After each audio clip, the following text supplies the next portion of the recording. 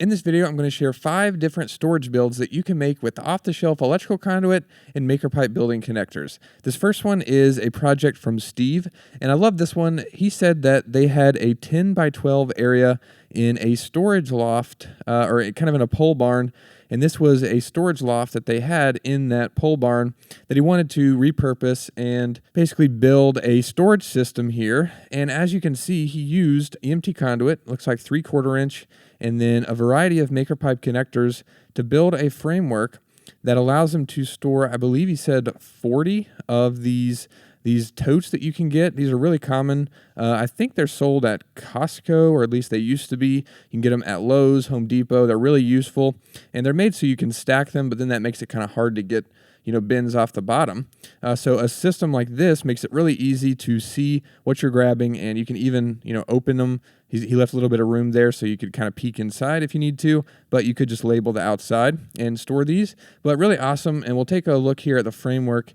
Basically, you can see, we'll start on this other wall, where basically it's just verticals kind of spread apart, and those are made, he made this specifically in this corner to kind of go around this kind of kick out here. I guess that's probably like a column or something that supports the roof or something like that, I'm sure. But basically he built kind of this custom storage solution that just basically goes down, and then the verticals are connected to these horizontal spans using a couple of different MakerPipe T connectors. We got actually 180 degree connectors here, which basically allow you to have this vertical support and then the support that runs from one side to the other. And then on this side is where he used the MakerPipe T connectors to grab on. And I think I see some T connectors here, probably adding some cross supports just to kind of, support the plywood and just evenly distribute the weight of the totes once they're on top there. That's really cool. And basically just repeated that same design going all the way down, as you can see here. Then he added some bracing, you can see, with adjustable angle connectors to kind of match the slope of the roof. And then he basically just built this large system that's all kind of integrated and built together just using a variety of, I believe, just T connectors, 180 degree connectors that we looked at there. And then you can see a 90 degree connector here. I see a lot of other connectors like the 4-way connector used here.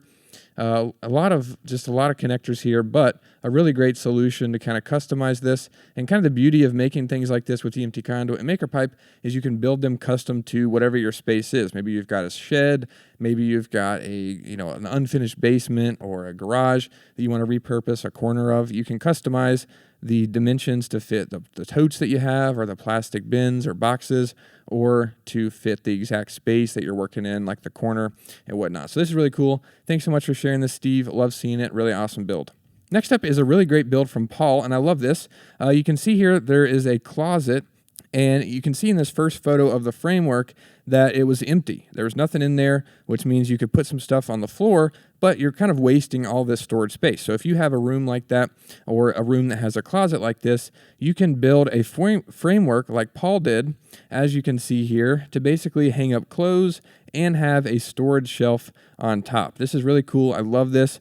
We don't really get a good look at the framework, but it's pretty simple overall, where basically you've got just vertical poles in each corner, and then imagine the same thing will just kind of pretend kind of off to the side. And then you can use 90 degree connectors to basically add these cross pipes that go from one side to the other, and basically just make this big rectangle. And then you can do what he did down here, which is add this crossbar.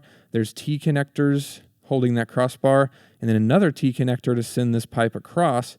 And that basically is what the clothes hangers are hanging off of, which is a really good idea. And then kind of the same thing up here, we can see another T connector that goes across. And then up at the very top, you can see some crossbars, and it's just holding different things. I think there's like shoe boxes up there, and just some different things that you can store and organize, and really cool. Take advantage of an empty closet that otherwise you'd kind of take up the floor space, and that's it. but Paul built this to be able to use the whole closet. So really cool. Love this one. Thanks so much, Paul, for sharing it. Next up is this build from John, and I love it when people share before and after photos. This is the before photo, and as you can see, this corner of this kitchen is loaded down. There's pots and pans. It's acting as a pantry. There's a fridge here, just kind of loaded down with stuff. So basically, John wanted to repurpose this corner and turn this into a full-on prep area. Step one was to move everything out of the way except the fridge, as you can see here. And basically, he built a framework that is really awesome, and it allows him to basically have this fridge still down here and then some storage shelves for stuff underneath. As you can see here, it's on wheels. So, if you're cutting your vegetables or meat or whatever it might be, you could roll that over to the other part of the kitchen, or, roll it over to the fridge, whatever it might be. You could roll this around, which is really cool. And basically, he shared some great photos of the framework, as we can see here, which is really cool. Basically, he has 4 verticals, I guess 6 total, but only 4 of them actually go to the ground, as you can see here with the casters on the bottom. Then he's got 2 that just kind of float here, and this is where the fridge goes in this space.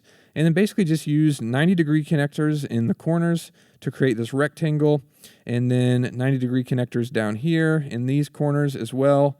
And then he used just a series of T connectors to add cross supports for the shelves. He also did that to add a kind of a backstop for the fridge back here. He also added a few of those to basically just create these shelves. I guess we already looked at those, but kind of here to go down and then kind of create this front pipe that then the rest of the shelves and everything are connected to. It's a lot of markings on there, but basically this frame is awesome. And then the butcher block sits on top of it, probably secured with 1-hole straps. And then you can see he's got all kinds of storage up on the wall. He added a shelf that's attached to the wall with some flanges there, and that's got some pots and pans there. He's got a pegboard on the wall holding all kinds of different stuff, and just really overhauled this area, which is really awesome, and a lot of great ideas in here, especially if you just want to make a rolling prep station and, hold a fridge or kind of surround a fridge and then be able to roll it in and out. Really cool. Thanks so much for sharing this, John. Love seeing it. Next up is a great idea for a garage storage. This is utilizing a space that often doesn't get used for anything. This is the space above a garage door. And basically, Roger built this simple rack just to be able to store some boxes and other lightweight objects that would otherwise be really cumbersome and take up a lot of space. And this is really cool. You can see here with the door open, it doesn't interfere. The rack doesn't interfere with the door, and just kind of runs right past it. And basically, he just custom made some brackets that he secured to the ceiling there, as you can see. And he's got 4 of those in total, I believe, just kind of 1 in each corner.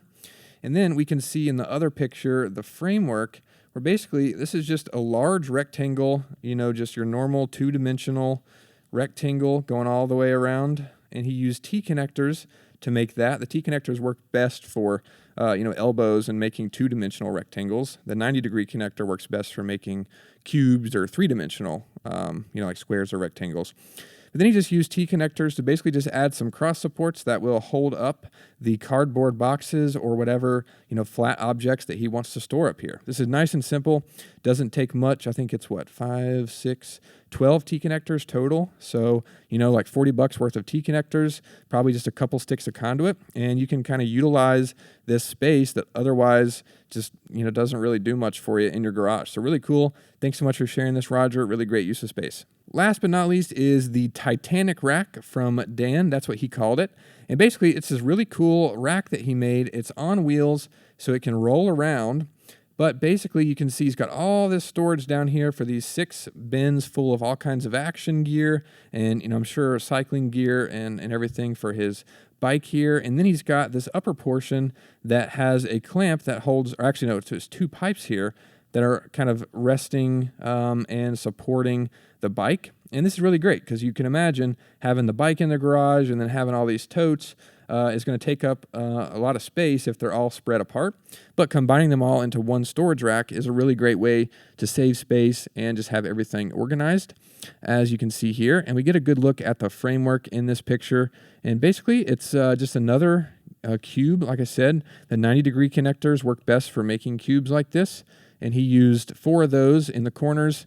And then the verticals go down, and he's got T connectors at the bottom to connect those. And then there's a lot of T connectors, a lot of 180-degree connectors, as you can see there.